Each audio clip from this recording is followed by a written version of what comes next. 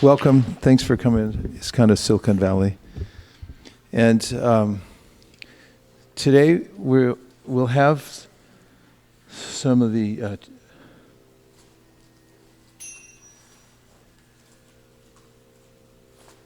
today we're going to have chanting. Thank you. And also we'll have a discussion about awakening and increasing our receptivity based on the simple idea that everything in the universe is actually open to us. It's only we that close ourselves to the various gifts that are abundantly available based on the way we open ourselves to those gifts.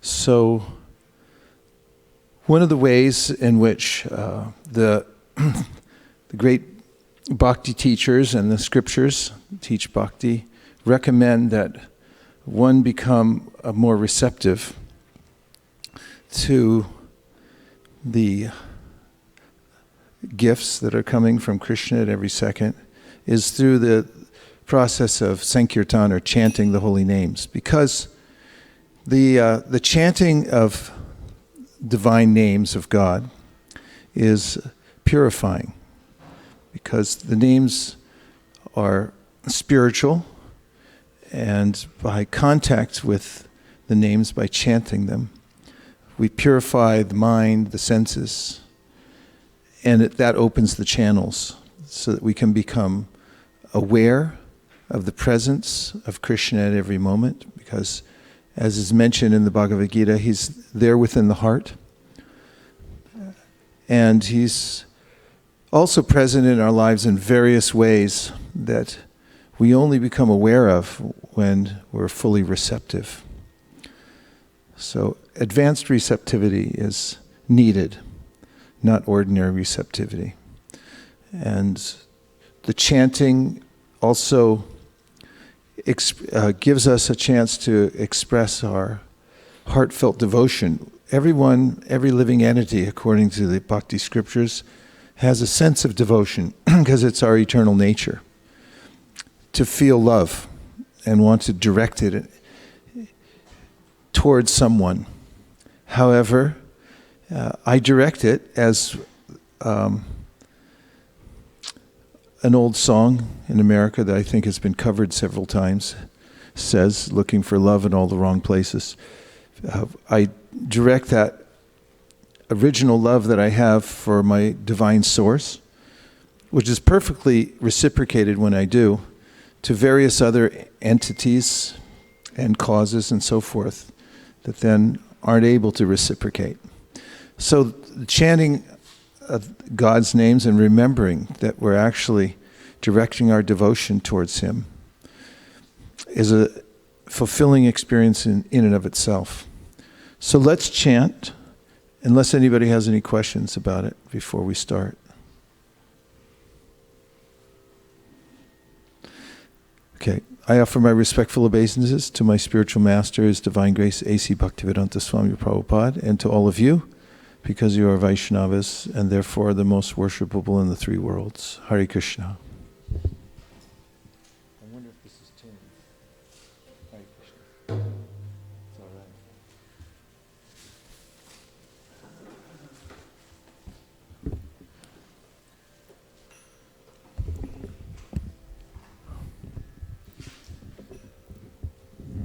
Just coming from Vrindavan?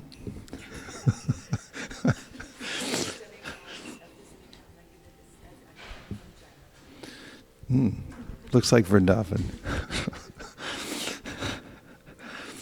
Nama Om. The first mantras that we'll chant are what we call pranam prayers, or offering respects to the Guru, our founder Acharya.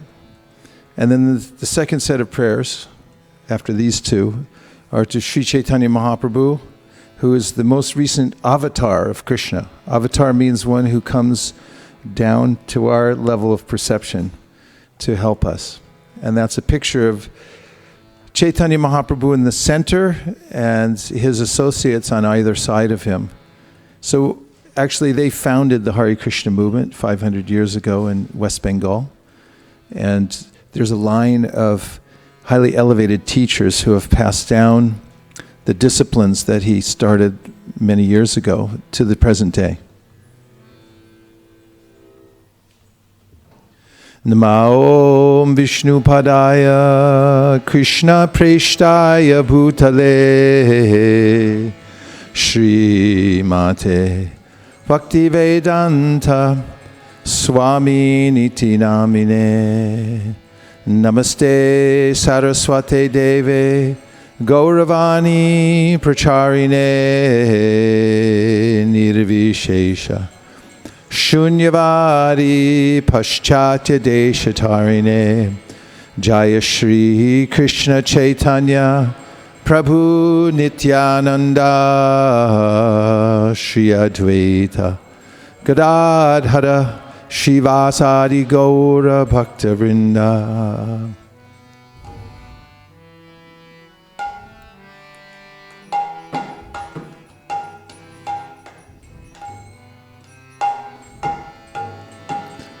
Hare Krishna, Krishna Krishna, Hare Hare, Hare Rama, Rama Rama, Hare Hare.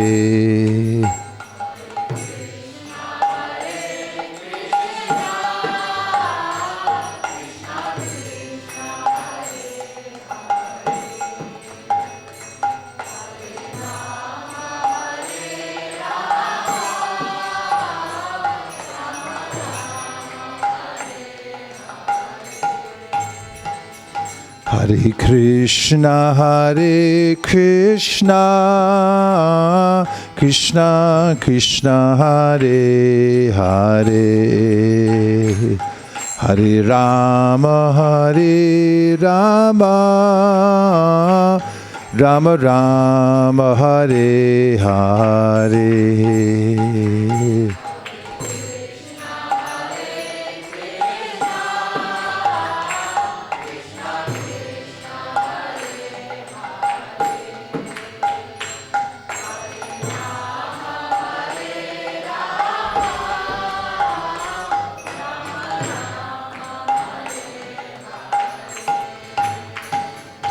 Hare Krishna, Krishna Krishna, Hare Hare, Hare Rama, Rama Rama, Hare Hare.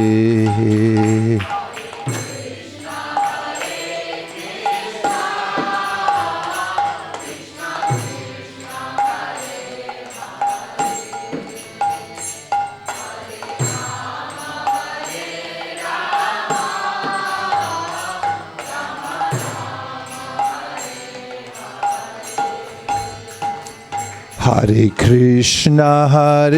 Krishna, Krishna Krishna, Hare Hare, Hare Rama, Rama Rama, Hare Hare.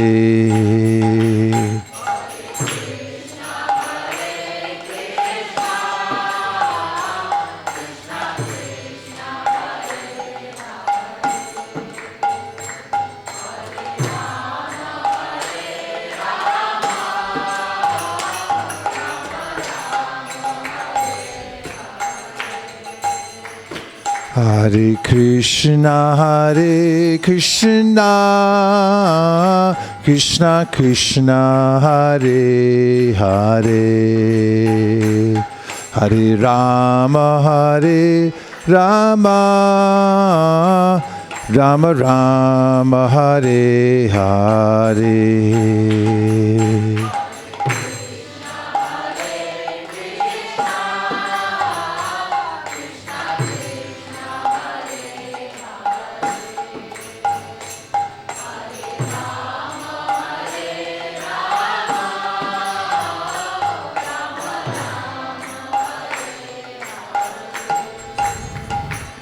Hare Krishna,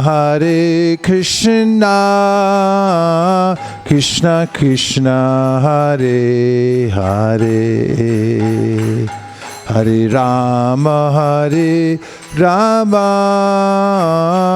Rama Rama, Hare Hare.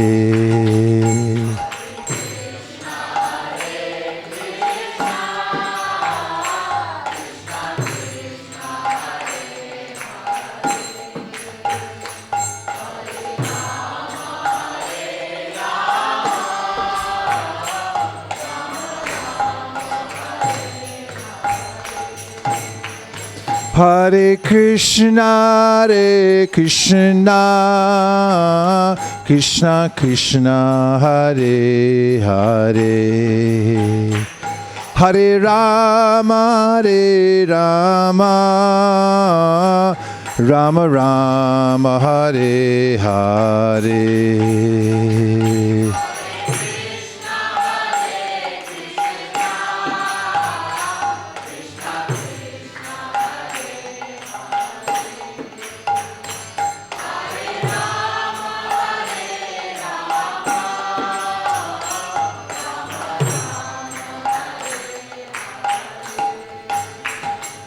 Hare Krishna, Krishna Krishna, Hare Hare, Hare Rama, Rama Rama, Hare Hare.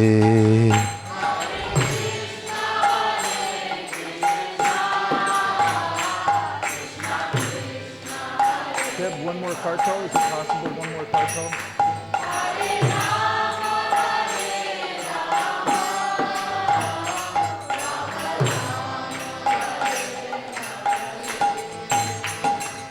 Hare Krishna,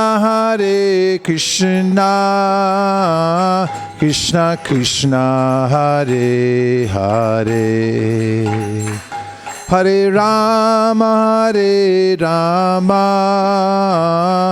Rama Rama, Hare Hare.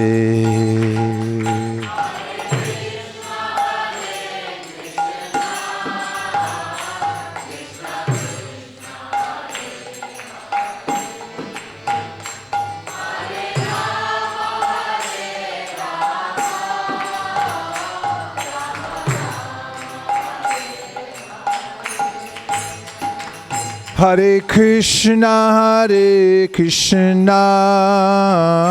Krishna Krishna, Hare Hare, Hare Rama, Rama Rama, Hare Hare.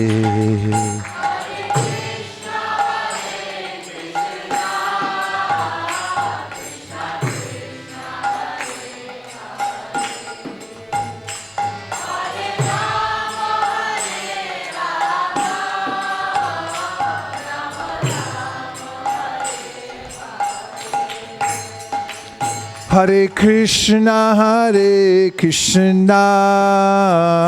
Krishna Krishna, Hare Hare, Hare Rama, Rama Rama, Hare Hare.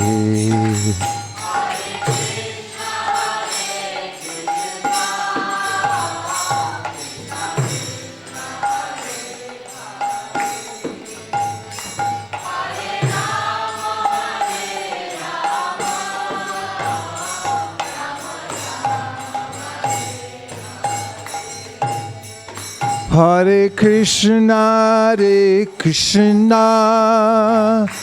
Krishna Krishna, Hare Hare, Hare Rama, Rama Rama, Hare Hare.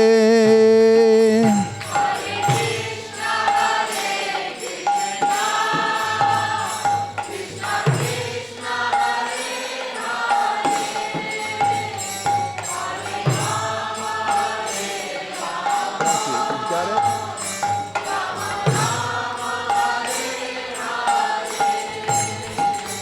Hare Krishna, Krishna Krishna, Hare Hare, Hare Rama, Rama Rama, Hare Hare.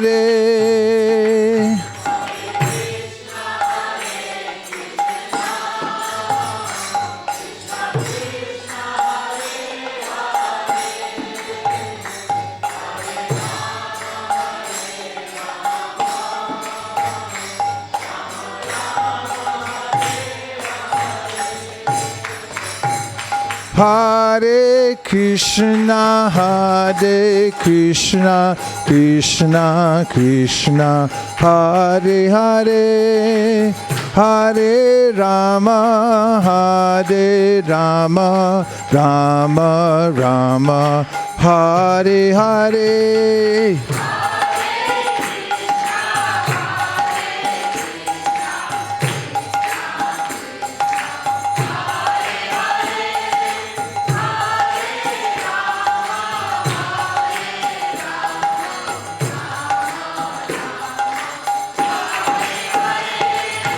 Hare Krishna,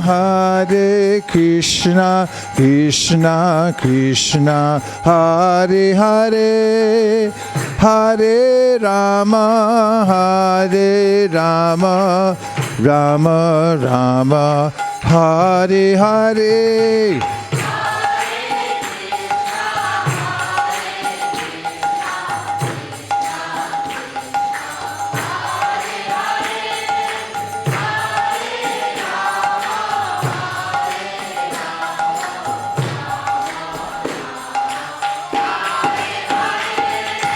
Hare Krishna, Krishna Krishna, Hare Hare, Hare Rama, Rama Rama, Hare Hare.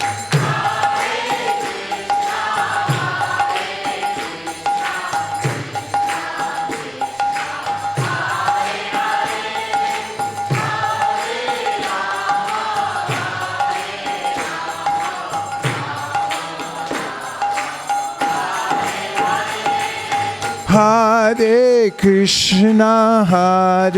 Krishna, Krishna Krishna, Hare Hare, Hare Rama,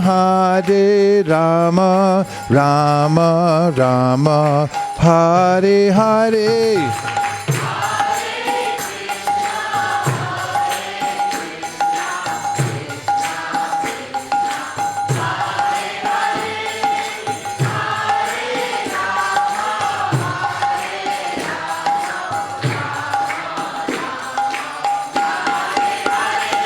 Hare Krishna, Krishna Krishna, Hare Hare, Hare Rama, Rama Rama, Hare Hare.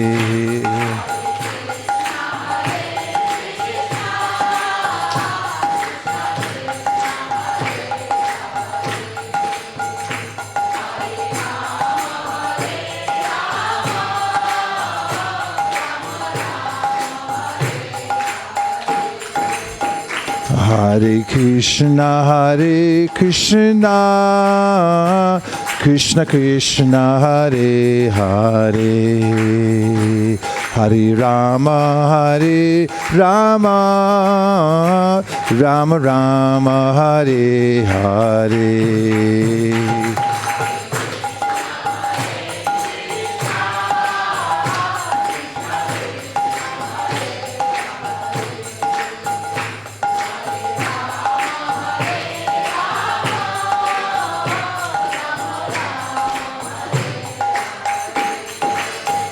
Hare Krishna, Krishna Krishna, Hare Hare, Hare Rama, Rama Rama Hare Hare.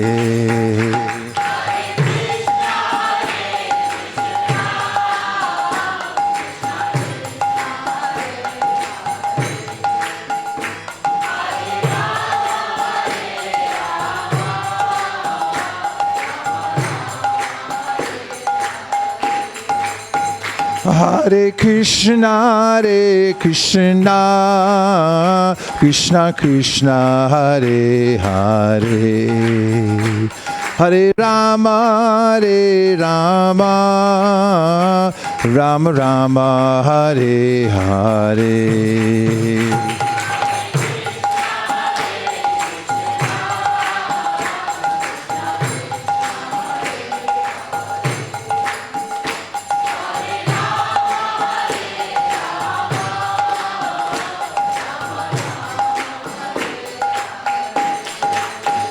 Hare Krishna, Krishna Krishna, Hare Hare, Hare Rama, Rama Rama, Hare Hare.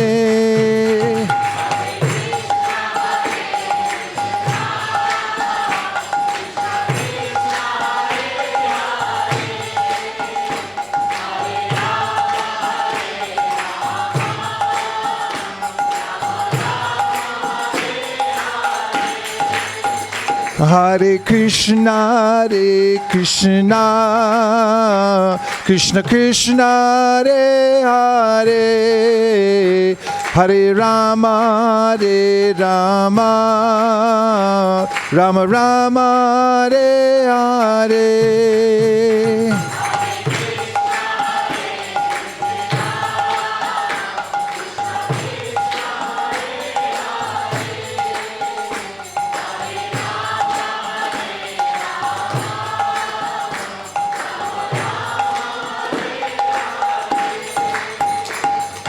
Hare Krishna, Krishna Krishna, Hare Hare, Hare Rama, Rama Rama, Hare Hare.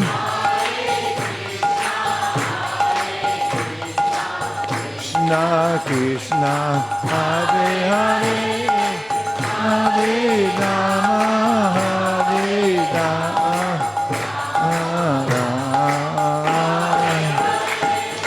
Hare Krishna, Krishna Krishna, Hare Hare, Hare Rama, Rama Rama, Hare Hare.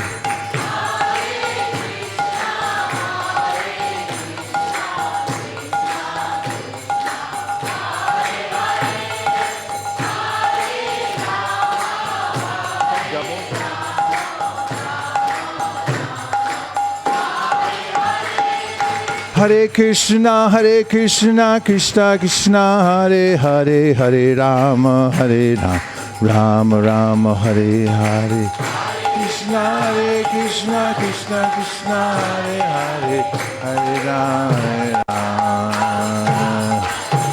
Hare Krishna, Krishna Krishna, Hare Hare, Hare Rama, Rama Rama, Hare Hare.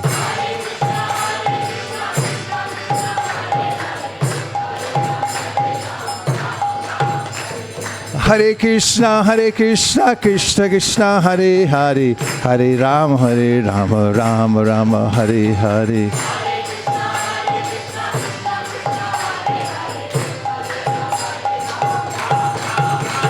Hare Krishna, Krishna Krishna, Hare Hare, Hare Rama, Rama Rama, Hare Hare.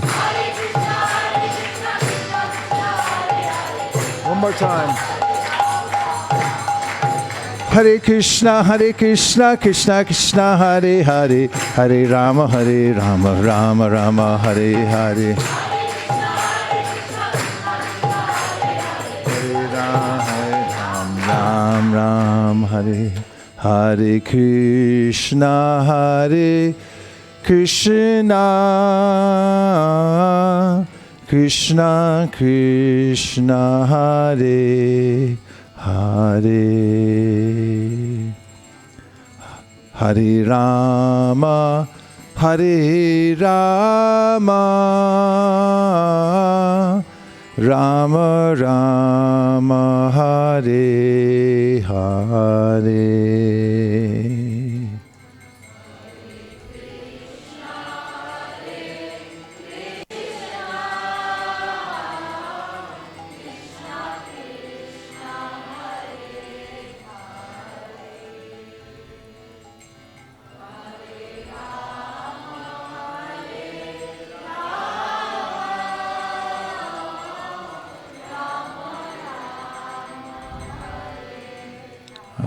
Hare Gaur Premanande.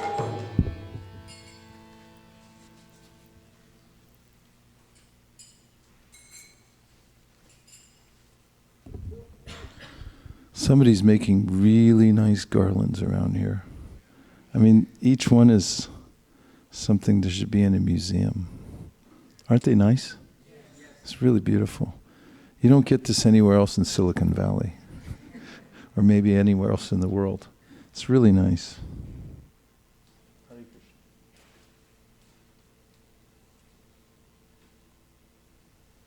And Krishna knows who's making the garlands too. Even if you're in a back room, he knows who's strung every flower. So you're all blessed souls because you have an inclination for hearing. And I just read something in the 10th canto of the Srimad Bhagavatam where I'm reading each morning, and it was a statement by one of our acharyas, Sanatana Goswami, who said that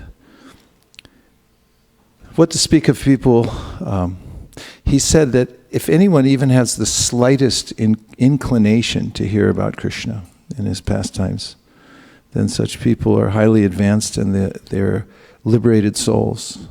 What to speak of those who lean into it and have discerned that hearing is the gateway to success, that is hearing about Krishna. So I deeply appreciate your company here and everybody else who's joined us online to simply hear about Krishna. It's a rare thing. I think we're a small population in Silicon Valley here. But everyone's hearing something. But most of it is useless. This isn't. So tonight I'm going to start by reading some of the poetry, at least one poem written by Bhaktivinoda Thakur in his section of the Sharanagati. This is his book called Sharanagati, and it's also combined with the Gitavali. Bhaktivinoda Thakur is just the greatest. I mean, everything that he wrote is devotionally moving and perfect. He wrote the Jaiva Dharma and 99 other books, and he wrote hundreds, thousands of songs. They just flowed from his heart.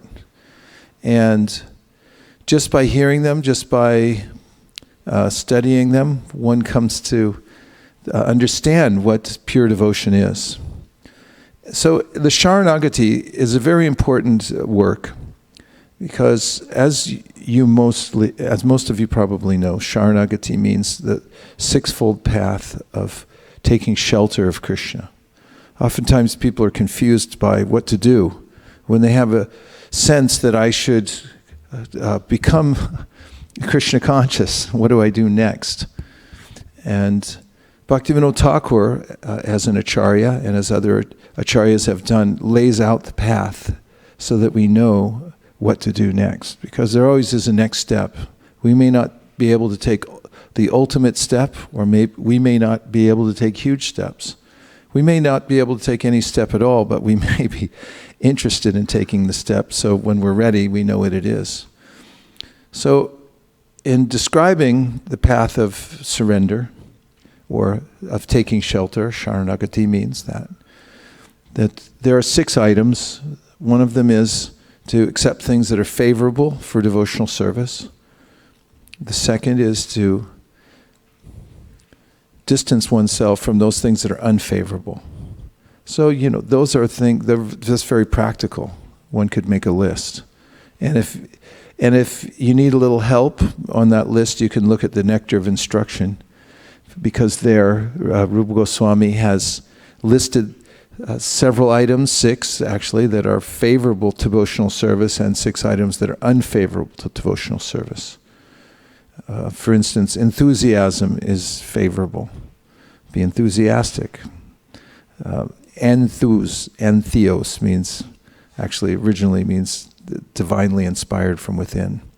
En means within, and theos means God. And of course, I've read verses that say, enthusiasm is auspicious wherever you see it. It's an expression of the soul. But especially when you give enthusiasm for devotional service, for devotional activities. And then there are 5 other items that you can read about. And then when you go into the unfavorable items, it starts with atyahara, which means, ati means extreme, and ahara means collecting or eating. So it means just getting absorbed in collecting things or eating way too much. You don't have to do that, or you should avoid doing that. Be careful. You can curb your tendency in that way. These are practical. There are 5 others after each one. So in the Sharanagati, one is observant of various things that are good for you, good for your devotional practice, and those things that are bad, and you try to adjust accordingly. If you're doing that, you're really on the path of taking shelter of Krishna. Then the next recommendation is that one see oneself as being maintained by Krishna.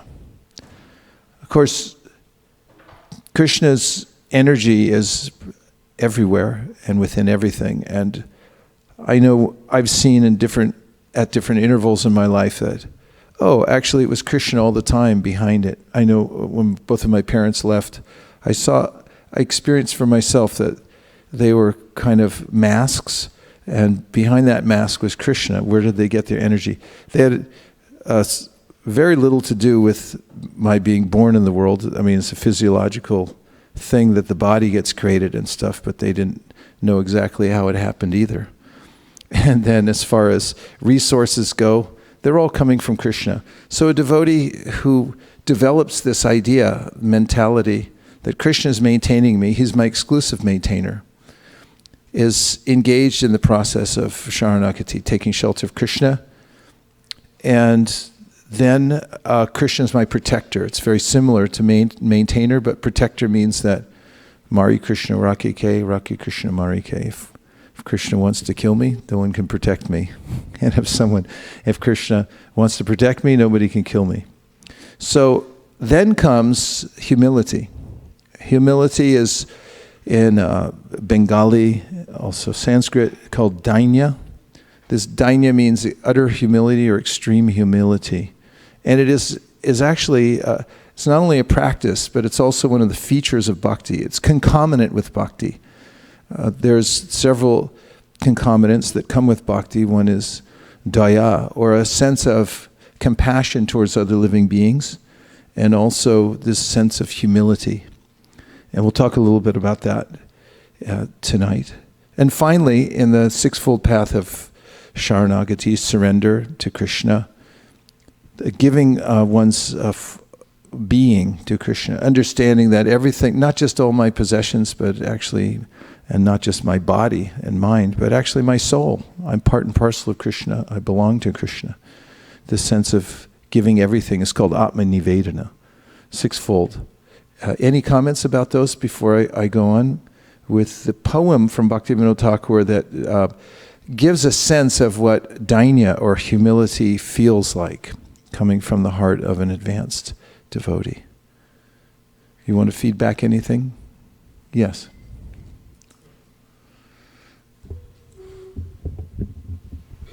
Hare Krishna. Today, I read an article today about humility, and it was talking about how if we approach the scriptures with arrogance and thinking that we know what it's talking about instead of humility, and we're just trying to mentally speculate about it, then we won't actually grow, we'll just kind of develop like a hard heart or get even further into this darkness. So I guess the question is, what if we like interacting with the material intellectually, then how do we, and if there's no bhakti yet, then how do we engage with what it is that we're studying? This is described in the Chaitanya Charitamrita. Siddhanta Bolaya Chitanakara Alash Iha Hoite Krishna Lagi Sudrid Manash. The author of Chaitanya Charitamrita, Krishnadas Kaviraj Goswami, is presenting many philosophical arguments to show how Sri Chaitanya Mahaprabhu is the Supreme Personality of Godhead. And then he says that one shouldn't be lazy when discussing these things. And that Siddhanta means to understand very clearly what something is. You know, when you're sharpening an axe, you have to hit it from both sides. So you'll find that throughout the Vedanta Sutra and many of the other literatures by the acharyas, there's a presentation, given a theory put forward, and then there's what's called the Purva Paksha, or the antithesis. It means that the author himself, who's putting forward the argument, that will then give the opposite and argue against his own theory and say, yes, but you could say the opposite. And then he'll defeat that argument and come to the synthesis. And this is called the Siddhanta. So you have to hit the axe from both sides to make it sharp. And that's what this verse means. Siddhanta bolya chitta nakara alash. You shouldn't be lazy, alash, about sharpening the axe. So that's not something that will make you hard-hearted, but rather, iha hoite Krishna logi shudrid manash. Sudrid. You become fixed when you understand intellectually, through good reason and argument, why Krishna is the Supreme Personality of Godhead.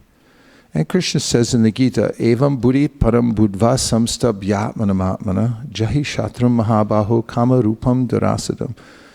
At least you should understand with your intelligence of how not to get entangled in the material world, so that you can control the lower self by the higher self.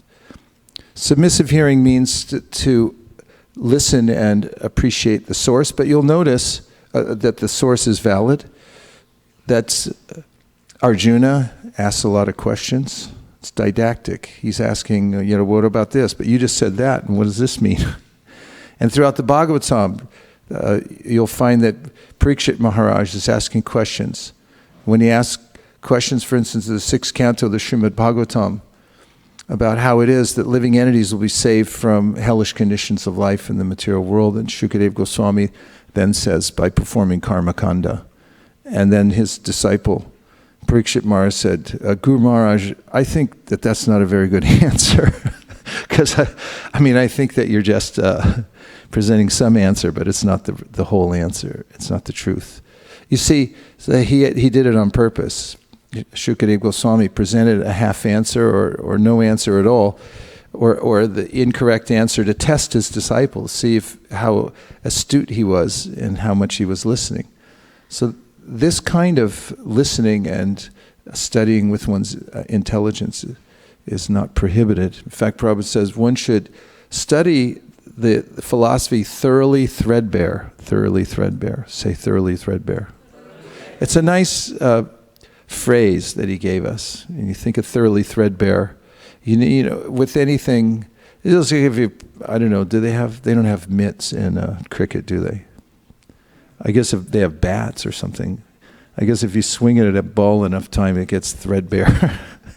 You just use it so many times, that sense is there that you've been over it hundreds, thousands of times. So it's very, very clear. And so that's okay.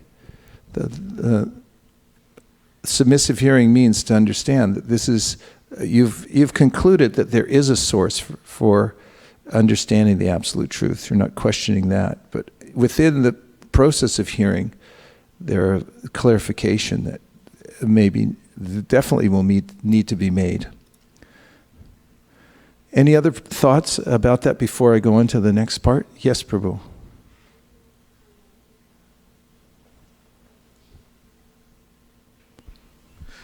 So, Maharaj, you are mentioning about the 6 limbs of Sharanagati, but in Brihad Bhagavatamrita, it is said like, Danyata is actually encapsulating all other limbs as well. That what? Danyata, the humility aspect. Yes. Because if you are humble, that you have all limbs of Sharanagati. But if we see this verse, the Anukalesa Sankalpa Patikalesa Bharchanam, it seems like that the highest is Atmanivedana, because it comes after Danya. Means like you have actually given all of your, aham, means like whatever you have given everything to Krishna. So how to understand this? Because in Brihad Bhagavatam, it only discusses about Danyata, and it says like this is Sharanagati, this is the surrender process. But it doesn't say much about Atmanivedana or other parts of Sharanagati. Yeah, I'll go into that a little bit later about, as I mentioned in the beginning, there are concomitants to bhakti. The bhakti proper mentioned daya and also dainya. They're natural parts of bhakti. In fact, it says in the Bhagavatamrita that as one advances in devotional service, that one should also be advancing in dainya. And this will be, it's practically, the author says it's synonymous with bhakti. As usual with any list of things, there are different ways of parsing it. There are lists of various items that can be looked at in different ways. In fact, in the Sankhya section of the Bhagavatam, it's not exactly related. It's just the idea of hermeneutics, how you're analyzing the information you're looking at. Krishna himself says in 11th canto, some sages say there are this many elements, some say they divide it like this, others say they divide it like that. And even in the discussion of the various stages of bhakti, starting adaushada, tata, sadhusangata, bhajana, kriya, etc., which means that there's a progression of various stages dependent on the thickening of one's faith in Krishna. And those can also appear out of sequence. It's not that they have to be in an exact sequence and so forth. And there are other discussions, for instance, in the 6 symptoms of pure devotional service mentioned at the beginning of the nectar devotion. Those match up with various stages of bhakti, 2, 2, and 2. So different ways of counting and looking at it. And maybe more will come out when I talk about how they're mixed together, I hope. Yes?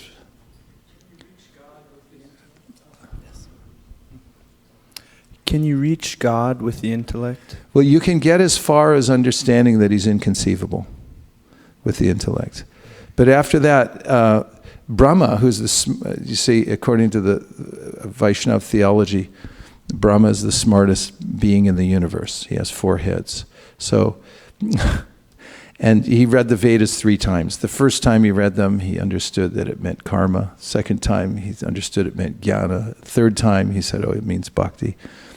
But in any case, because he's so smart, and it can be actually a disadvantage to be really smart, because then you think you have to figure everything out. And Brahma's like that too. And there's a story in the Srimad Bhagavatam where he tries to out mystic power Krishna, because he sees this little cowherd boy and he thinks, how powerful can he be? So he exhibits his power mystically and steals away Krishna's friends and his cows. And then Krishna remanifests them exactly like they were before. And when Brahma comes back a year later, which is a moment in his time, he sees, I stole the boys and the calves, but they're still here. How did it happen? And then he has an interaction with Krishna where Krishna reveals to him his unlimited mystic potency, and Brahma feels is dwarfed by that.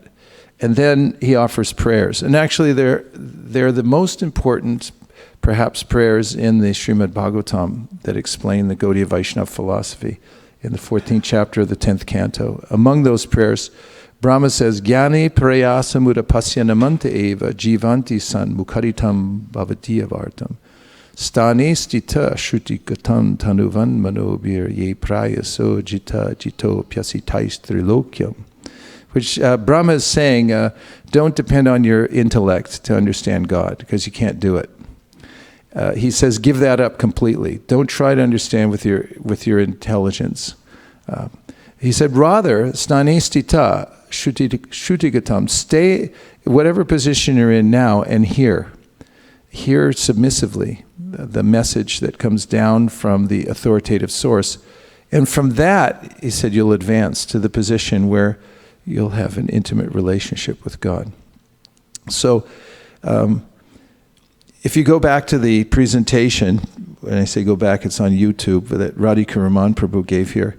At the end of his presentation, I believe it was on Tattva Sandarbha, he goes into an explanation of various philosophies, for instance, Shankar's philosophy and so forth, and then he brings out the Gaudiya philosophy, which brings us to the point of understanding, the intellect brings us to the point of understanding God's inconceivability.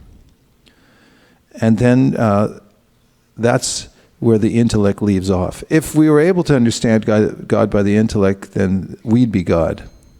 Because if you can circumscribe something with your intelligence, which is what everyone tries to do in the material world, they want to figure it out. Why? Because they can control it that way. One of the other meanings of Maya, besides illusion, is to count. And it's a kind of illusion also, to count everything. It's like, we gotta measure this. Why? So we can dominate it. And so this idea of understanding God through the intellect ultimately is rejected. It takes us to a certain point, and then we accept the inconceivable nature of the Lord. Atapite deva padambuja dvaya prasada leshana grihita evahi janati tadvam bhagavan mahimno nachanya eko picharam bachimban. This is another verse from that chapter, the 14th chapter, 10th canto, where Brahma says, Atapite deva padambuja dvaya. He says, if you get a tiny fraction of the mercy, alesha, it just means a whiff of the mercy of trace of Krishna's mercy, then you can understand him. But if you try intellectually, you'll fail. Prasada leshana grihite janati tatvam bhagavan mahim nachanya eko picharam bhajimba. If you try through your intellect, you won't be successful. There was one more, and then we'll move on. There wasn't one more. Okay, good. Yes, all right. Right behind you. That means there's two more. Okay, go ahead. So I'll just keep it short. I was reading Jaiva Dharma by Bhakti Vinod Thakur, and there was this conversation between a Vaisnava Swami and a student, and the student is asking, is there any application of logic in understanding God? And he Vaisnava Swami said that the only application of logic in understanding God is that you cannot understand God by logic. Then the student asked, is there no other application of logic in the world? Well, yes, logic has application in the material world, which is relative. And so the logic is relative in nature. So you can apply it in the relative world, which is material world, but cannot understand absolute, which is God. Yeah. You'll find that one of the definitions of an Uttama Adhikari, that is the topmost position of devotee, is one who can apply logic in explaining the existence of God to others so that they can accept it, because people need a ladder to come up to understand. Was there one more?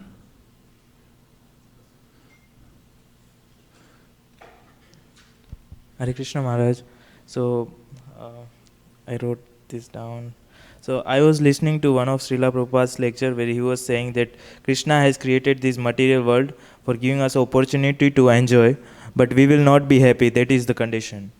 So why he didn't give us the world where one can be happy and independent? Well, see, the thing is, going back to logic, if you say, if you present to me like, why can't there be a round square? This is it's just a misuse of the English language. You know, to put a non sequitur together and then say, here, how about this? So the fact is, though, that Krishna gives full facility for everyone, for whatever they want to do. That's why he says in the Bhagavad Gita, if you go through the Gita, you'll see Krishna is very liberal in explaining what's available to us. For instance, yanti deva vrta devan pitrin yanti pratirvata bhutani yanti bhuteja yanti mam yajinopi mam. He says you could go wherever you like. Little jiva, you're free to move about the universe or anywhere else for that matter. So it's yanti, deva. You can go to the devas. Pratav, devan, pitrin. You can go to the Pitri planet. Who'd want to do that? I have no idea. Pitrin, yanti, pratirvata, bhutani, yanti. There's all kinds of places in this world. Yasya prabha prabhavato jagananda koti kotishva shesha vasudari vibhuti binam. Tad Brahma Nishkalamanantam Ashesha Putam Govindamari Purusham Tamaham Bhajami.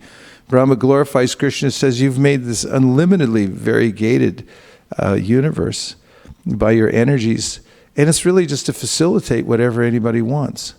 There are places where you can go and in the material world and enjoy without God. There's the Bilva Swarga. That's it's actually hell, but it's better than heaven. Does that make any sense? Anybody been to, Laguna Beach? Doesn't make it anymore, but there's places people go and it's so nice, they just think like, God, I must be God, or there is no God. Who needs him anyway? Everything's nice. There is facility like that. It's described in the 5th canto. The Bilva Swarga is nicer than the kingdom of heaven, which is pretty nice. And nobody has to think about God at all. Just comes at the end when, as Krishna says, that mrityu sarvaharashchaham, finally I'll appear before you as death. It's not our constitutional position to join the material world, and if we do something that's contrary to our nature, then we're going to find the kind of resistance that we're already experiencing here.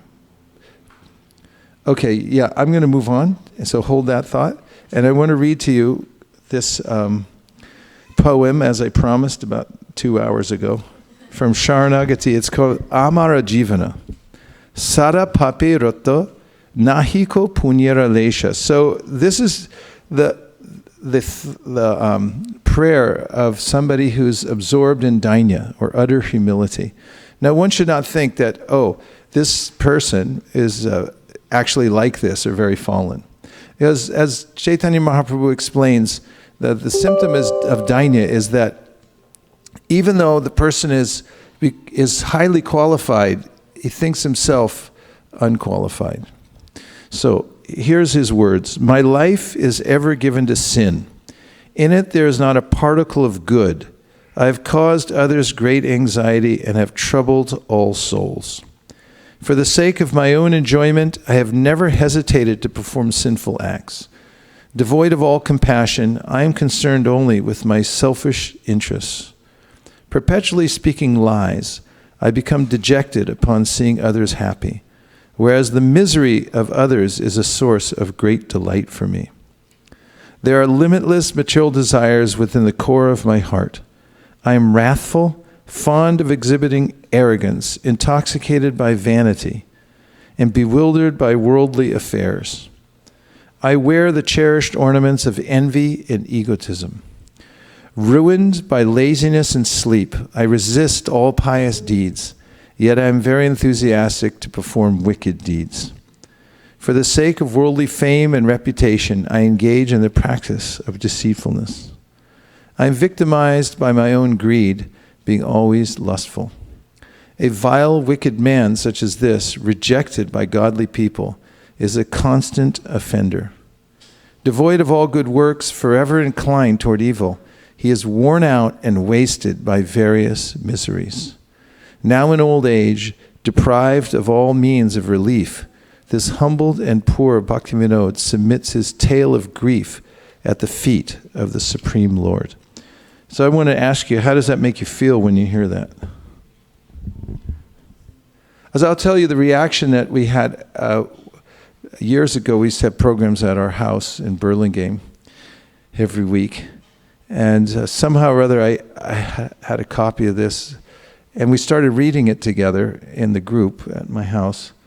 And about, after 3 sessions of reading it, everybody said, I have to have that. It's the most nectarian thing I've ever heard. Hearing what Dainya feels like in the heart of a great soul. Of course, that's why we called up the author and he said, sorry, it's out of print. If you want it, you have to give us $3,000 and we'll print it. And everybody did. You were there, Dainya. Everyone put forward the money because they wanted it, and we made a printing of this book. And so, how did you feel when you heard it? Who said that? Oh yeah, use the mic. I saw myself there. Okay. You related to it personally? Yes, Radhakripa Prabhu. Whereas when I was hearing, I was thinking when Acharyas, when he's writing like that, then what is me? I mean, just it's inconceivable in my head that at his level, he's like that, then I'm like million miles below. I don't know how to comprehend that. Right, so you also related to it and then saw yourself in relationship to him, and yes, Hansapriya. I remember those days because we end up getting 2 copies, so I don't have to fight with Jananivas. Oh yeah, that's right, I remember that. So when you read that, it just made me feel like the taste that Thakur had for that bhajan. And it's a more than humility, it's a more than, it's so much wanting to get closer and serving the Lord. And it just feels like that taste, you know, it's just so overwhelming and contagious and so sweet and joyous that even though if I have no humility or no awareness of what is it, but I want to go see it, what is that he's talking about? What is he tasting? What is he experiencing? That was good. That was good. That was what I was hoping for, that effusiveness. You know, it's attractive. Humility, utter humility is attractive. And it does make us want to go actually taste it. What would it taste like to feel like that myself? So the reason I brought up the fact that everybody wanted to read that again and again and again shows there's a taste in that. In fact, those who are, they're not fallen souls, they're descending from the spiritual world to come and assist others. They want to taste it. Therefore, they're entering into that mood of dainya, of utter humility. Yes. So I was thinking that generally in the material world, we all try to cover all our shortcomings, right. Like including old age, we'll try to cover. But yeah. he's like bringing out everything one by one. Yeah, I mean, it's just like, have you ever been in a group setting and then someone just becomes completely vulnerable and just starts revealing like what's really wrong with their life? I've seen it before. I remember in school sometimes, because sometimes people feel safe in school because they know they're only there for 3 months for the semester and then they'll never see the people again. So it's easier than telling friends and stuff. So they'll be there. And then I just remember one session I was in some class, and then, you know, we were having a discussion and this lady started talking, and I saw everybody sit up like, oh my God, she's actually going to tell the truth here about herself. And it was disarming. It's disarming, you know, this point of it. So you're not trying to cover everything. That's a good point. Actually, we talked about this before. What does sincerity mean? It means, you know, you don't try to cover it. You just say, like, these are my faults. And in a paradoxical way, you know, it actually breeds strength. It's like you have nothing to hide, then you have nothing to lose. That protective covering that I'm always putting up to show that actually I'm better than I actually am is a burden, because, you know, stuff's always falling off, and then you got to put, what, did anybody see that? But if you just, you know, bury yourself before the Supreme Personality of Godhead and the devotees, it's like, I'm doing the best I can. This is what I actually am. This is where the position I'm in. Then it becomes compelling. Okay, so there's a taste to it in dainya. There's a real taste. In fact, this is the advice, very practical advice we get from Chaitanya Mahaprabhu. He says, Durdaivam idrishami hajani nadrahagaha, which is a response that Mahaprabhu was saying to, like, I'm unfortunate because I don't have a taste for chanting Hare Krishna. Therefore, what to do? And so the next verse he says, just accept this utter humility. And if you do that, then you'll get your taste. So this is one of the practices of devotional service, is to actually cultivate dainya in words and speech and all the ways that we conduct ourselves. So there are various principles that open us, as I began the talk, to receptivity. I remember how Chaitanya Mahaprabhu, after taking sannyas, had brought some followers with him to wander for some time, and he asked them if they brought anything with them, and they said, no, we didn't. You didn't order us to. And he said, good, because I want you to observe how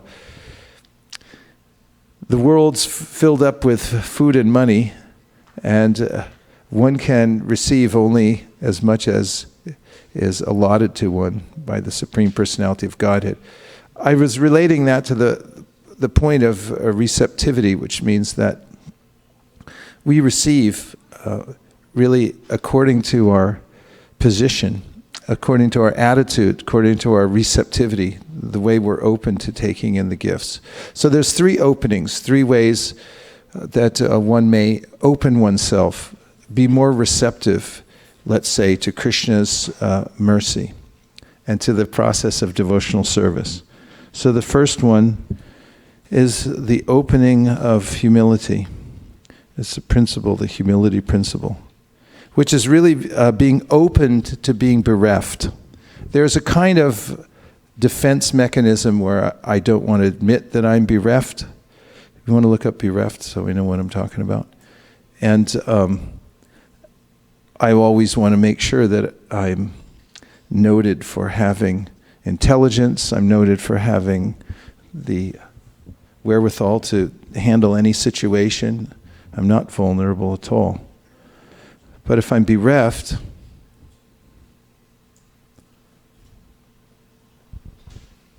you got a shloka in there, don't you? Oh, because I saw your finger in the book. Okay. So bereft is an adjective which means deprived of or lacking something, especially a non-material asset. Ooh. Origin is late 16th century. The archaic participle of bereave. And bereave, the origin of the word bereave is coming from bereafian, Old English, bereafian, which means to be deprived of a loved one through profound absence, especially due to one's death. Okay. It sounds like separation from Krishna or something. So here's just, if we look at Chaitanya Charitamrita Madhya 16, 263 and 64. This verse I caught my attention recently because when I was looking at the principle of humility, I noticed that this is the main way in which Chaitanya Mahaprabhu was attracted to various devotees based on their humility. That's, again, Chaitanya Charitamrita Madhya 16, 263. Are you all taking all this in over here? Any thoughts? Okay, I'll get back to you in a minute. Okay, so this verse, if we look at the translation, please. Says, this is Chaitanya Mahaprabhu speaking. He says, indeed, the humility of these two brothers could even melt stone. He's talking about Rupa and Sanatan Goswami. Because I was very pleased with their behavior, I told them, although you are both very much exalted, you consider yourselves inferior, and because of this, Krishna will very soon deliver you. Here's Prabhupada's purport. Such are the qualifications of a pure devotee. Materially, one may be very opulent, experienced, influential, and educated, but if one still thinks himself lower than straw in the street, one attracts the attention of Sri Chaitanya Mahaprabhu or Lord Krishna. Although Maharaj Prataparuja was a king, he took up a broom to cleanse the road for Lord Jagannath's Rath chariot. Because of this humble service, Sri Chaitanya Mahaprabhu was very pleased with the king. And for that reason, the Lord embraced him. According to Sri Chaitanya Mahaprabhu's instructions, a devotee should never be puffed up by material power. He should know that material power is the result of one's past good activities, karma, and is consequently transient. At any moment, all of one's material opulence can be finished. That's a good point to remember. Everything's, we've borrowed everything, can be finished at any time. So it's actually comical when somebody has material opulence and then flaunts it and becomes conceited because of it. He is always meek and humble, always humble and meek, considering himself lower than a piece of straw. Because of this, the devotees are eligible to return home back to Godhead. So this is an eligibility for advanced spiritual life. And it makes one able to receive, that's what receptivity means, Krishna's mercy. Any other opposite emotion to humility is the way in which we block the actual flow of mercy coming from Krishna.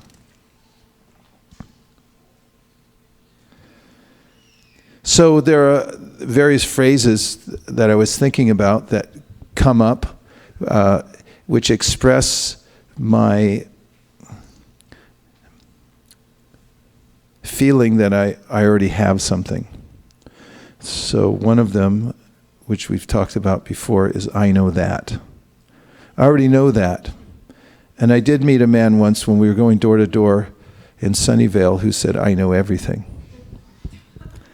And I invited all the devotees who were nearby. I had to have them come meet him because actually he was in his bathrobe. He came out the door and he looked what Bhagavad Gita. He goes, I know that. I know everything. I was like, wow. So we all came to meet him. And another one was, I'm all ready. Say, I'm already, and then there's many blanks you could fill in. I'm already this or that.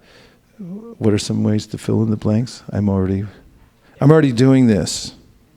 That's something I hear a lot. I'm already an expert. I'm already doing this. I already know that.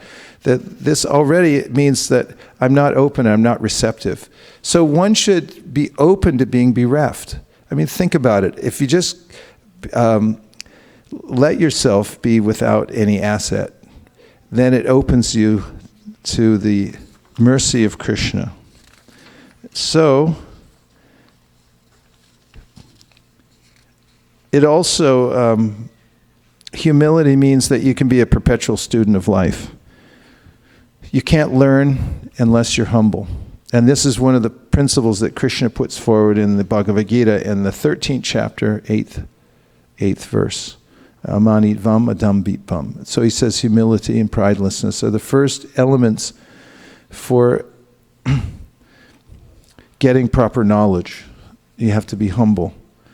So if you're humble, it means you're open at all time to learn a lesson. And you can perpetually learn. The fact that life becomes a school for you. And the principle that is put forward in the Bhagavatam is summarized in one word, which is akinchana, which I don't have anything. So kinchana means something. And akinchana means I don't have anything. I'm akinchana. And it comes up again and again. That principle. So the idea of starting at empty every day, that I don't have anything, and I'm starting over with nothing, I'm a kinchana, opens you to the, as mentioned in the Bhagavatam, Krishna's a kinchana vitaya, which means he's the property of the materially impoverished. So you become Krishna's property if you declare yourself akinchana. Krishna is also known as akinchana gochara, and the one who's easily approached by the person who's bereft of all material acquisitions. And akinchana also means, especially as mentioned in the verse 5.8.12, that sarvasya, how does that go? Yes, bhaktir bhagavatiya kinchana sarvar gunas tatra samasate sura harava bhaktasya kuto mahad guna manoratena sati tavato bihi.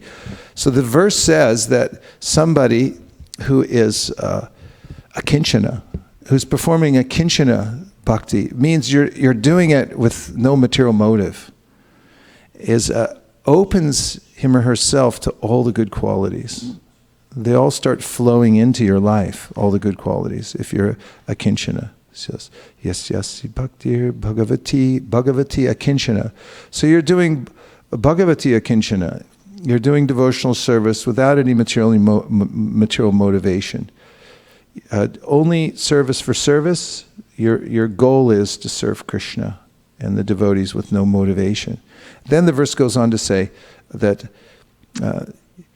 you'll be infused with the qualities of the devas. Or as our acharyas put it, you'll have such high qualification from being akinchana that the devas will want to come and live with you, because they'll consider you to be the most advanced person. So those who are akinchana, they start on empty. They feel themselves bereft. They start over on empty every day and say, I don't have anything. They open themselves to these gem-like qualities that are available to people who are like that. What do you think so far? Are you buying this? Okay.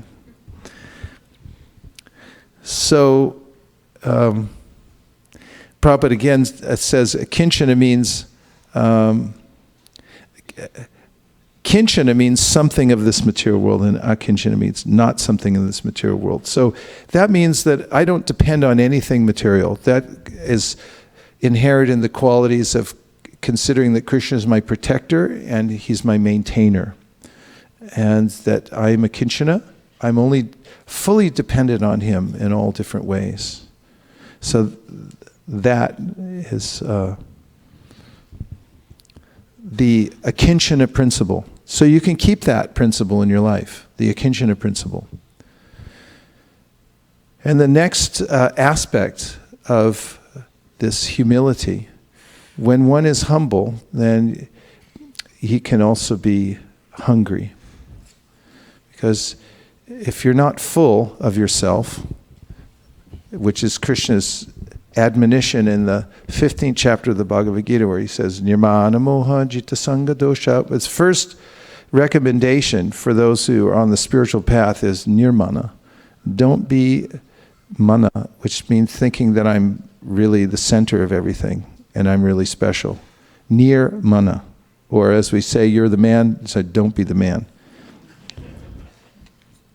Like I'm not the man. So the point here is, if you're like that, you can become hungry. Ayurveda says that real health is digestive power. If you have strong digestion, then it means all the other systems in your body are working properly. And similarly, when you have this humility, then you're hungry because you're empty. You're open for more to come in. And this is spiritual health also. Real spiritual health means to be really hungry, that you want to hear more, and you're open to Krishna's mercy coming from any direction. This is the way in which a devotee is conducting him or herself 24 hours a day, is expecting Krishna's mercy, because he or she is hungry. Tate anukampam susamikshamano means that they're always ready to take in Krishna's mercy from any direction. Te anukampam susamikshamano. They're expectant of that because they're hungry. They have an appetite. And also, when you have a strong appetite, you get, you'll be kind of greedy for something to eat when it comes.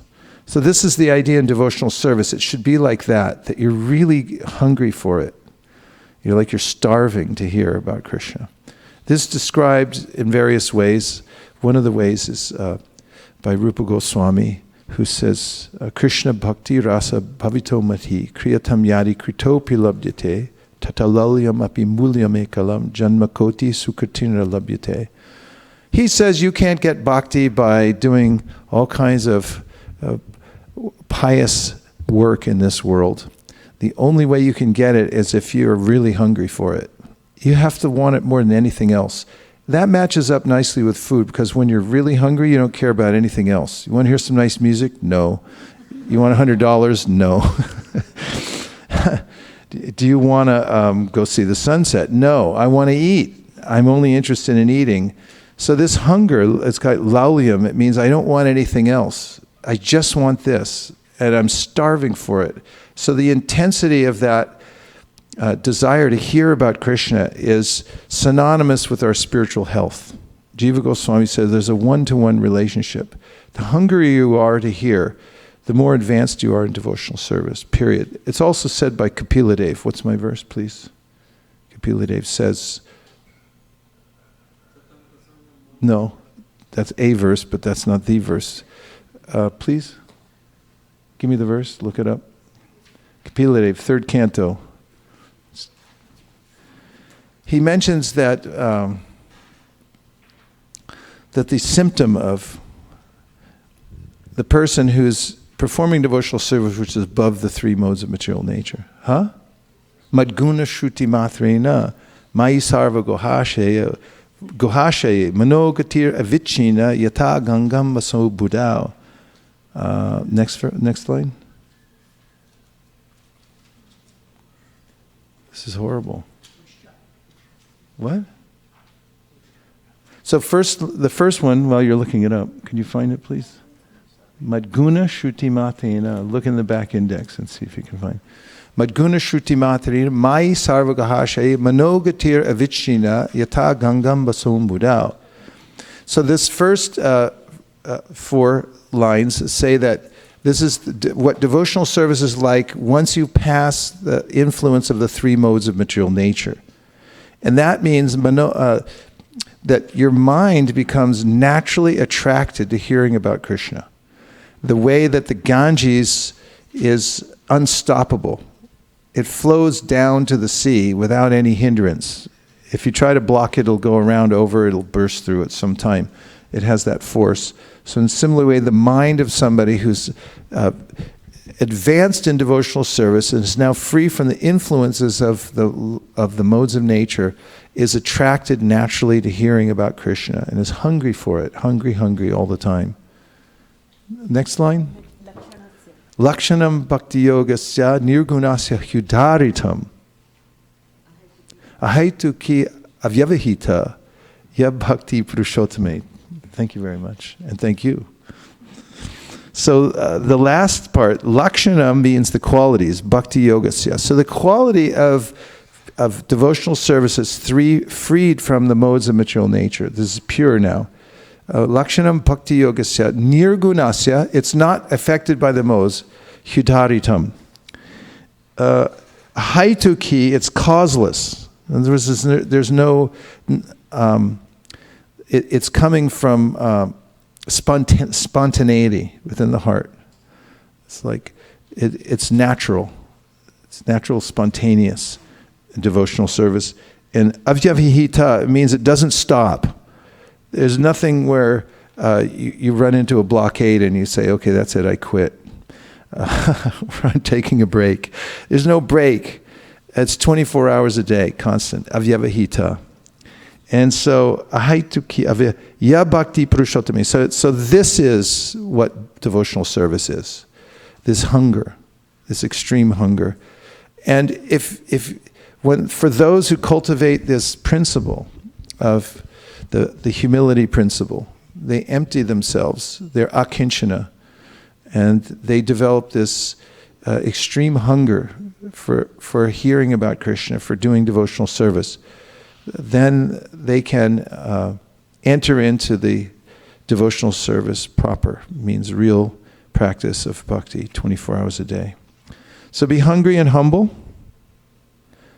That is real health in spiritual life when you're hungry for it.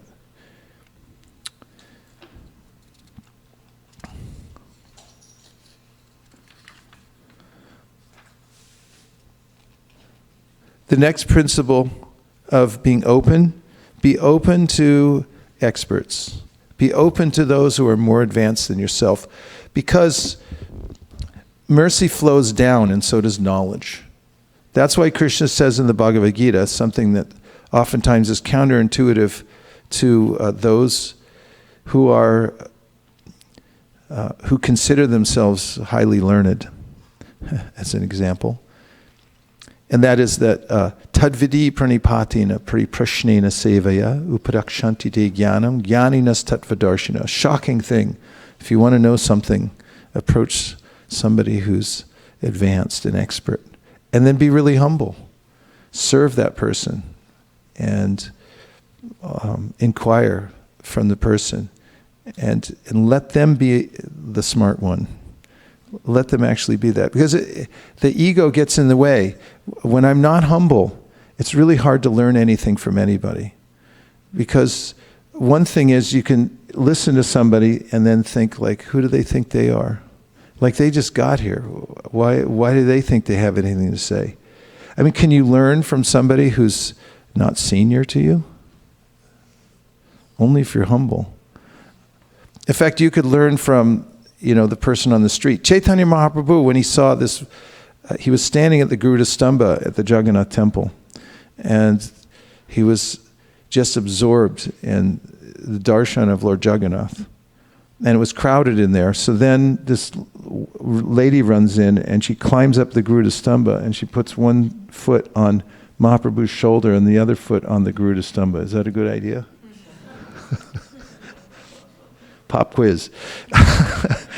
Well, Govinda, Mahaprabhu's servant, who was supposed to protect his body and watch out for him, he saw this happen. It happened in a second. And you'll know, like I was at Varshana once, and the doors opened, and I got smashed. And it actually felt good, because when I picked myself off the floor, I was thinking, wow, maybe I got a little bhakti going on here now. They're like... So Govinda looked over, saw the woman. The woman didn't even realize what she had done. It was so spontaneous. And he said, get down. And she gets down. And then Mahaprabhu looked and saw what happened, and he chastised Govinda and said, Govinda, you're an uncivilized person. You don't know what you're talking about. I wish I had that kind of enthusiasm this woman has. In other words,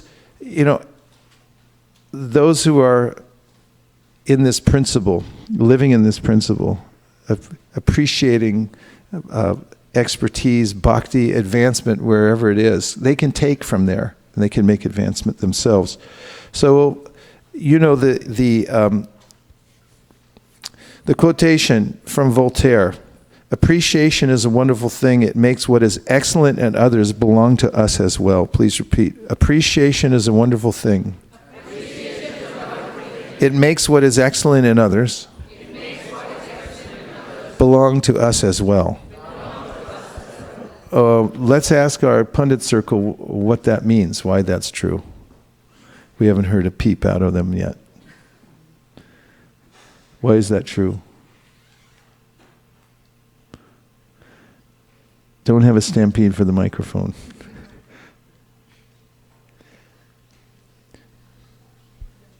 Just pontificate. Go ahead. Why is it true? Or?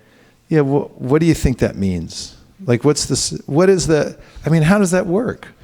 If you appreciate somebody else, he's saying, listen to this. He's saying that if you appreciate someone else, then whatever's excellent in them that you're appreciating, it comes into you. Have you ever, let's just start with, has that ever happened to you? Like you appreciate something expert in somebody else and then like it opens to you. Okay, go ahead, Gita Priya. And then we got Vrindavan. This may work because... we can barely hear you for some reason. This could work because, if you tell them or appreciate appreciate their qualities, they may appreciate yours.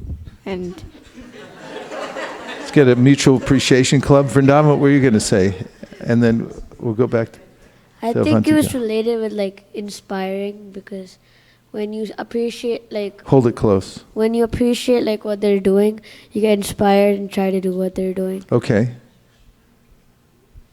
I've actually heard the exact opposite. If you notice the bad qualities of someone, you'll get those bad qualities. So I guess it goes for the opposite, saying when you appreciate Yeah, it's kind of mystical, right? Yeah, when you These things are flowing through us in different ways. You had some idea there, I could tell. Go ahead. And then Bart's got something.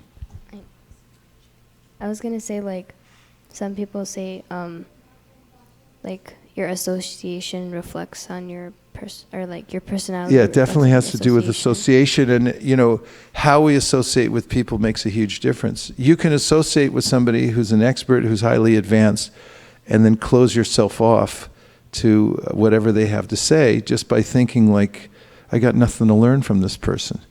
Because why is he talking and not me? That could happen, right? Okay. This is kind of similar to Vrindavan's point, but I was thinking that, like, since you're appreciating something that they're doing, you're like observing them while doing it, and since you want to be like, you appreciate those qualities, then you're trying to pick up those qualities yourself. Yeah, it's kind of scientific too, what you're saying. I mean, you could even, like, if you're appreciating, you're probably more attentive also.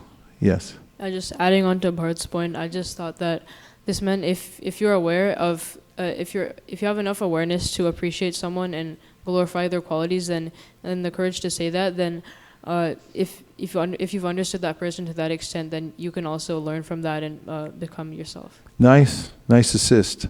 So this is poetically pointed out. One of my godbrothers, Burijan Prabhu, once said that, he put it like this. He said that the contents of the heart of that person, if you appreciate, then it opens their heart and the contents flow out to you. So there's a way, everybody's a container. The great souls, they contain great qualities. And to avail yourself of those qualities, you serve. It means that active appreciation means you render some service and then ask relevant questions and also be very submissive before the person. Because also, just the way nature works, the flow of water, as an example, comes down. If you're in a room and there's some people more advanced and some people less advanced, somebody might then declare, well, let's just say we're all equal and move on from there. Ever been in one of those? Then basically what you have is a situation where you're not going to learn from anybody that's more advanced than you. So this is a principle to appreciate the experts. And the third opening, the way to stay open, is to be open to failure. Because, as Prabhupada used to say, one of my favorite phrases, failure is the pillar to success. And if you're willing to fail, which you're guaranteed to do, if you take a risk,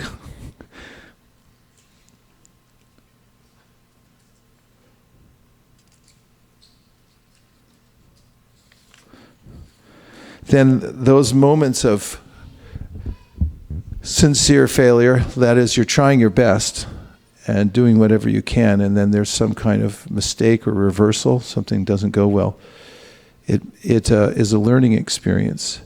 In fact, those can be the times, and often are, or most likely are the times at which we learn the most.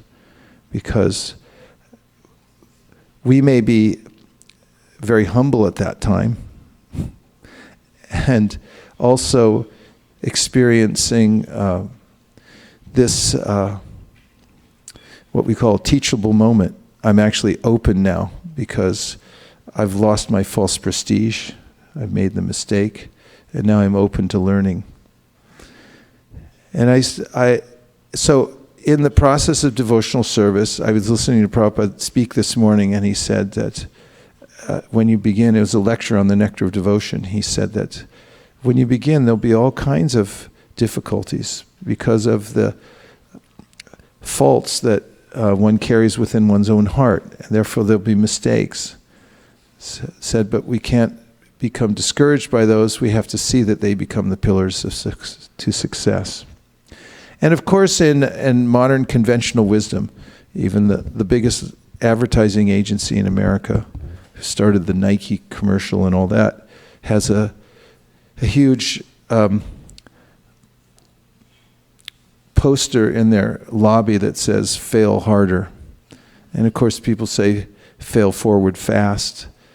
And those who are progressive know this principle. that you have to be open to failure, taking risks, and moving forward, despite the fact that you know that you're going to make mistakes. So these are the three openings that I'm suggesting. The first is the humility principle, and the second one is be open to experts, and the third is be open to failure. 3. So now we'll take some reflections on any of the openings. Yes? So I was just reminded of Sarvabhauma Bhattacharya. Is that on? Yeah. Okay. Is it okay? Yeah.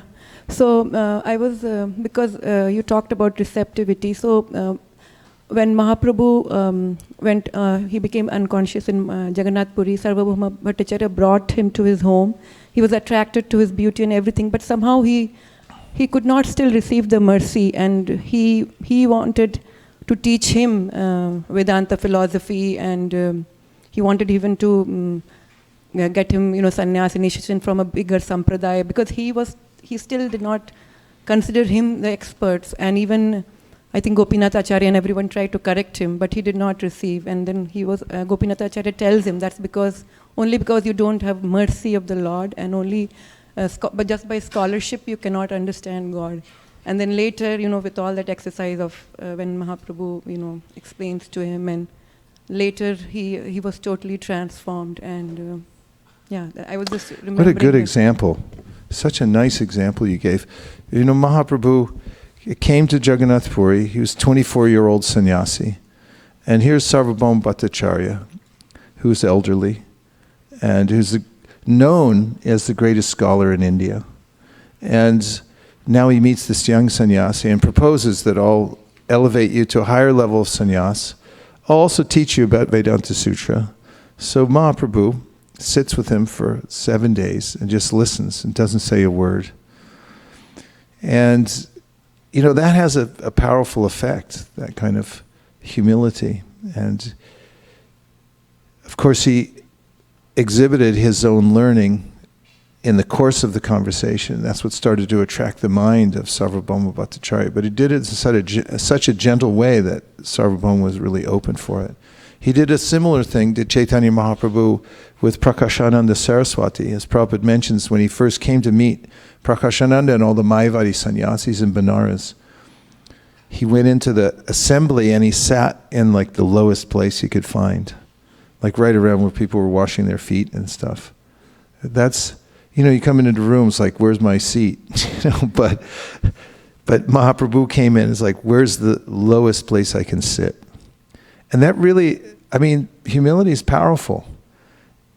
It's not something that you can go and buy at Walmart or something, because it's an intangible, but it has an immense force. When somebody actually exhibits humility, it's compelling. People are drawn to it. And Prakashananda was so drawn to it that he reached out his hand and he said, no, please, come sit in this place, the elevated place.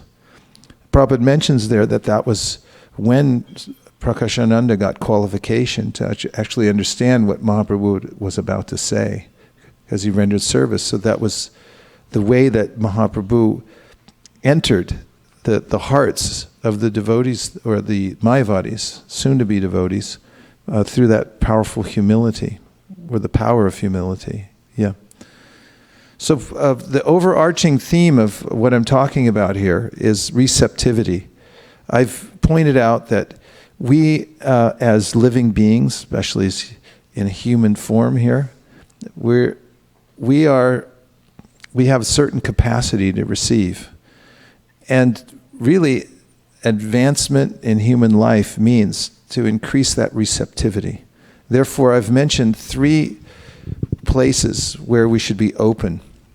We should be open to being humble, and there's really good reasons why we should be humble if we examine it. And also, I've presented some of the benefits of being humble. They're innumerable, so why not? Keep that as an opening.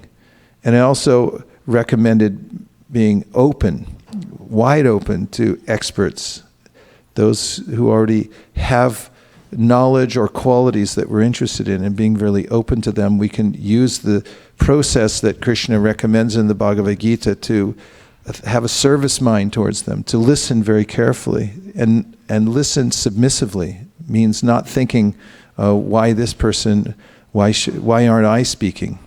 And I hope it's not that good what they say, because that will make me look bad, or something like that.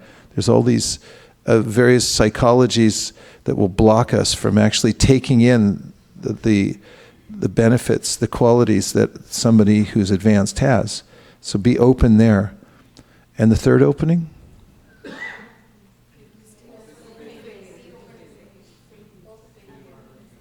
Be open to fail, because you're going to fail anyway. But take it as a teachable moment. You're failing, and learn from it to move forward. 3 openings. So, yes, Gita Priya's on a roll. Please keep going. I just like the point, like be open to failure, because a lot of the times you can't just do something right on the first time. You're going to try and you're going to fail, and then you're going to do it again. And like each time you fail, you like learn from your failure and try not to do that the next time. So it just kind of... Anything specific you can share with us? I just liked it because of how... No, I mean in your life, anywhere you failed and then you found that actually that helped you in some way. Actually, I was playing badminton with my dad. Yeah. And so like I kind of was serving wrong, so like each time I served wrong, he would tell me to do something right, and then I would do it wrong, but I know what I was doing wrong, so now it's easier for me to serve. Okay, good. It's a good example. Somebody else? I wanted to point out something about receptivity that I thought about that sort of proves the theory of receptivity, at least anecdotally. And this is an article that I found about lottery winners, of all people. And this article says, after winning the biggest undivided jackpot lottery in U.S. history, Mavis L. Wanchek of Chicopee, Massachusetts, ignored much of the advice that financial experts typically give to lottery winners. She quit her job, spoke with the press, and took her winnings as a lump sum. While she may be able to afford to break the rules, most winners can't. Lottery winners are more likely to declare bankruptcy within 3 to 5 years than the average American. What's more, studies have shown that winning the lottery does not necessarily make you happier or healthier. Evidence shows that most people who make it to the top 1% of income earners usually don't stay at the top for very long, writes Washington Post's Jonelle Marte. Economist Jay Zogarski agrees with the research. He writes for U.S. News and World Report, studies found that instead of getting people out of financial trouble, winning the lottery got people into more trouble, since bankruptcy rates soared for lottery winners 3 to 5 years after winning. Jack Whitaker, who won $315 million in a lottery in West Virginia in 2002, tells Time, I wish that we had torn the ticket up. Since winning, Whitaker's daughter and granddaughter died due to drug overdoses. Just 8 months after winning, he was robbed of $545,000. I just don't like Jack Whitaker. I don't like the hard heart I've got. He's talking about himself. He said, I don't like what I've become. There's more. Hold on. He's the last person I would have prototyped for going completely crazy, but he did. Don McNay, a financial consultant to lottery winners and the author of Life Lessons from the Lottery, tells Time about Whitaker.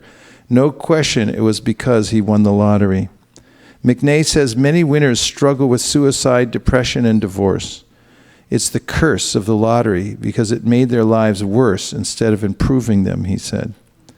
Another major struggle that winners often face is saying no to friends and family who hope to join in on the good fortune. Hey, remember me? Charles Conrad, senior financial planner of Zarka Financial, told Teresa Dixon Murray, once once family members and friends learn of the windfall, they have expectations of what they should be entitled to, he explained. It can be very difficult to say no. There are a multitude of studies, in fact, books that go into the details of what happens to people. The reason I found this to be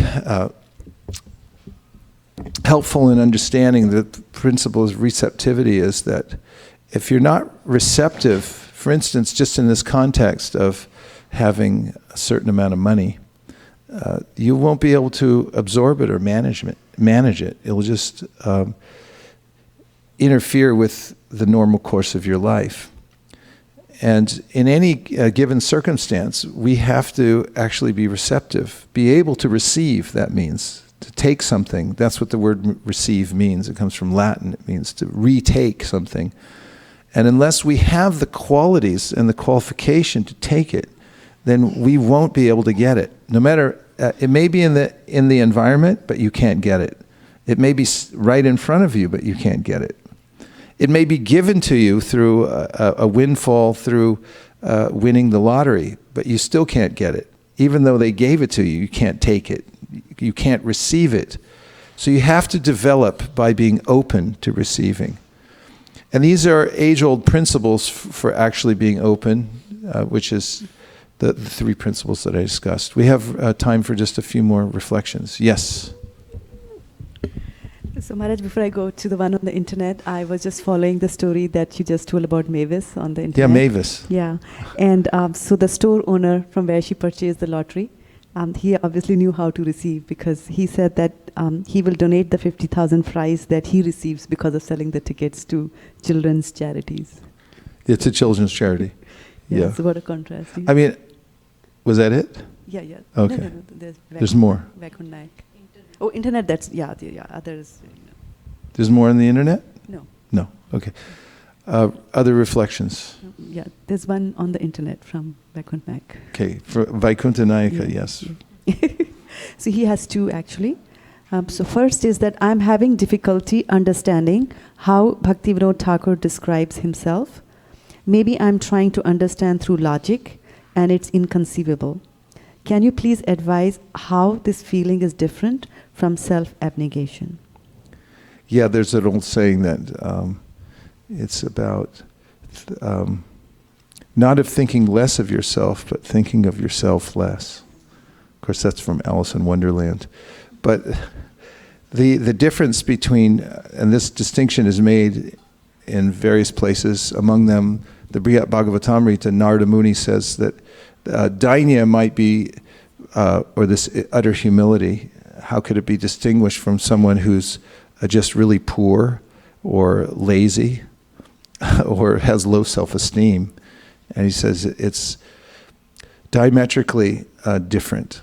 That the person who's experiencing dainya is full of happiness, actually. Although it seems counterintuitive that somebody who's feeling lowly like this would be feeling bliss. That's actually the case, and they actually become more and more expert and enlivened by that feeling, the stimulation from being feeling that humility.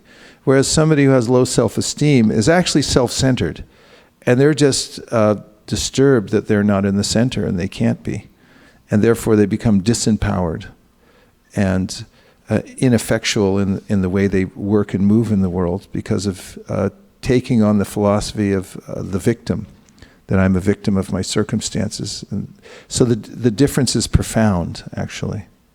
Was there another question? Okay.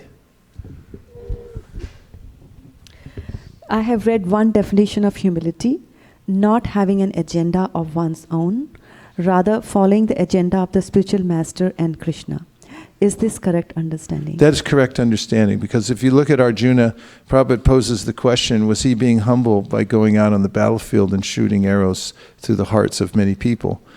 You know, how does that match with the idea of humility to the man on the street in Silicon Valley, who often recoils when you talk about humility because he or she will say, how am I going to get by in the corporate environment if I'm humble? So Arjuna is more of a match for such persons because in his demonstration of humility, because humility actually means to take Krishna's agenda as the main agenda, not my own. As an example, in the beginning of Bhagavad Gita, he had his own agenda. He said, yeah, but what about my family? And what about the way this is going to make me look? And what am I going to get out of this afterwards?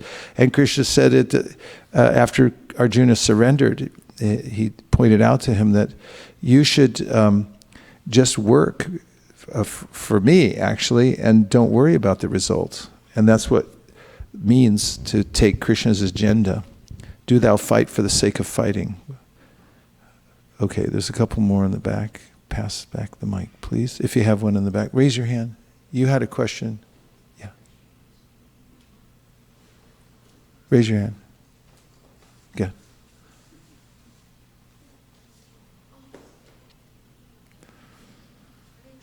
Hare Krishna. Sorry about that, Hare Krishna. So I was just wondering, in the context of... A little closer. Oh, sorry. Is this okay? Yes. Oh, great. So just in the context of Krishna consciousness, I was wondering what's the difference between insecurity and humility? Because I feel like there's a fine line, and it's hard. Kind of what I was just saying. You know, insecurity is a material emotion based on, I think I'm my body. Mm-hmm. And I'm also worried that I'm going to lose my position. Yeah. Right? That's material insecurity. Right. One who is extremely humble is not feeling insecure or fearful because he or she is taking shelter of Krishna and therefore feels very protected.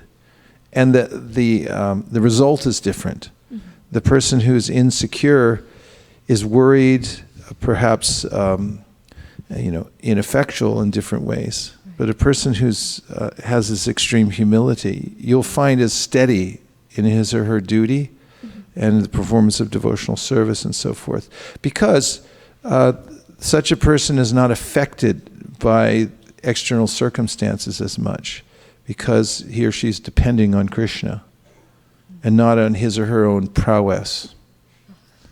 That's the difference. And it's a really good question. Thanks for bringing that up. Yes. 1, 2, 3, 4, 1, 5. Okay. We got 6 minutes, so make the questions concise, and I'll try to make the answers concise also. Look at that sharing. Isn't that nice? Thank you. What does it feel like to receive the grace of God? Well, this is the subject matter of the Sharanagati. Part of it is experiencing this sense of humility, because there's no time at which one can feel qualified to accept it. In other words, in tasting even a tiny molecule of mercy coming from God, one sees that it's unlimited, and that bhakti is so magnificent and beyond what I can comprehend, that one feels extremely overwhelmed, or just overwhelmed. You don't need extremely and overwhelmed. Overwhelmed by the situation, and one of the emotions is intense gratitude. And there are symptoms mentioned in very specific terms throughout the teachings of Chaitanya Mahaprabhu that one develops when one's heart is melting because of that gratitude for receiving God's grace. So some of the symptoms he mentions. One, he says, Shantir avyarta kalatvam.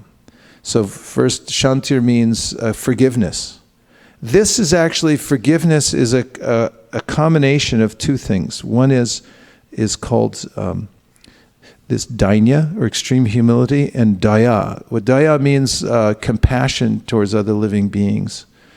And when one feels extreme humility and then sees himself or herself in relationship to other living beings, one feels that I should forgive others, because who am I to condescend or think that I have a greater position than them. So Shantir, avyarta kalatvam, means that one doesn't want to waste even a second. because one sees that at every moment God's grace is available, and I don't want to waste even one molecule. I mean, you see this in the material world. Like if you see somebody who's addicted to heroin, they are meticulous about saving every aspect of the drug. Like addicts that they go out of their way to like make sure that they don't lose one speck of the precious powder that they want to inject. And this is the material absorption. On the other side, you would see somebody who's experiencing the grace of God. They're so addicted to it that they don't want to waste any time at any moment, because they realize that I could be losing the greatest gift. So they use all their time. And the third part, there's 9 of them, I'll only mention 3 for now. But the third one is that one becomes naturally uninterested in inferior activities, those that are not related to God. That they're just not interesting anymore. Those are 3 symptoms. Okay. Hare Krishna. Thank you so much for a helpful lecture. I was reminded of one of your mantras, I live to be corrected. Yes. And my initial understanding of that mantra was in relation to receiving feedback, but I think this also expands because it's covering all the 3 principles of receptivity. I live to be corrected can reflect a humble attitude, openness to learn, and also acceptance of failure. So you just made my whole day by saying that it was helpful. When you said it was helpful, I thought, okay, well, I'm happy now. Thank you. I have a small question. Yes, please, go ahead. We have 30 seconds. You said reception means to be able to receive. So yes. If I'm not open to receiving something, then that means I am resistant to something. So can I take... Well, it depends what it is. We want to be receptive to the right things. Okay. So when we're talking about receptivity, when you're tuning a radio, then you want to be receiving the right frequency. So it's not that we want to be receptive to anyone and everything. Right. We're very, very selective, in fact. And so we want to be tuned in. And that's why Krishna goes to the trouble of mentioning in the Bhagavad Gita there are lower and higher energies.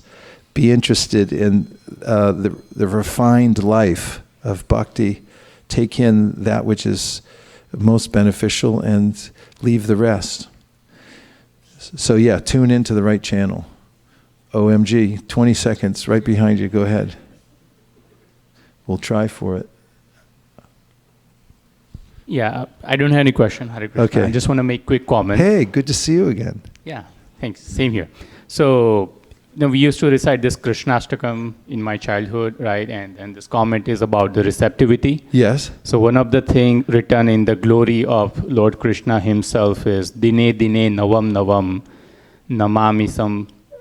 Namami Nanda Sambhavam. So he's like Dine Dine, he himself is new every day. We can always count on you to end the class with a flourish, something nectarian that you got. Yes, this is, out of all Krishnastakam lines, this somehow just stuck in my mind. That stuck with you. Yeah. Yeah, that's very sweet. Yeah.